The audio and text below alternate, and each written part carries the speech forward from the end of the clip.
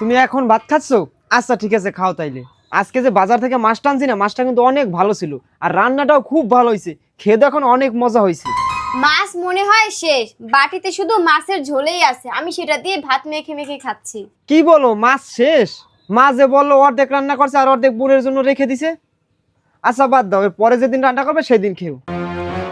এই দেখো, তোমার মা আমাকে মাছ খেতে না দিয়ে তার রুমে আলাদা করে 2 পিস আগে থেকে উঠেই রাখছে। মাছ থাকতেও তোমাকে খাইতে দেবে না কেন? দাঁড়াও আমি দেখতেছি। মা, ও মা, মা তুমি আরে মাছ খাইতে না দিয়ে তুমি উঠেই রাখছো কেন? রাতে তুই আর তোর বাপে খাবি, তার জন্য তো মাছ উঠাই রাখছি। এমন তো না যে আমি নিজে খাবো তাই উঠাই রাখছি। সবার খাওয়া হয়ে গেল যদি কিছু থাকে তাইলে আমরা রাতে খাবো, একজনকে না দিয়ে তুমি উঠিয়ে রাখছো কেন?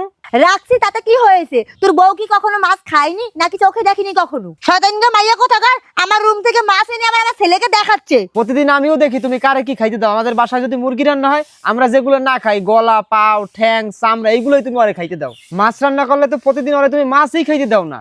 আজকে তো বড় মাছটাও কাটছে, রান্না করছে, তুমি তো ওরে পারতে 1 পিস মাছ দিতে। অথচ তুমি তোমার মেয়ের জন্য ঠিকই ওই মাছটার অর্ধেকটা রেখে দিয়েছো।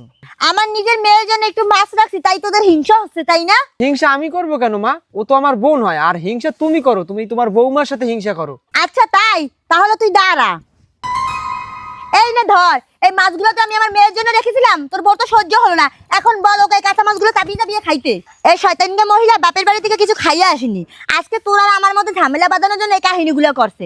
ও যা আমার সাথে আজকে ব্যবহার করলো, এগুলো আমি ওকে হারে হারে টের পাওয়াবো।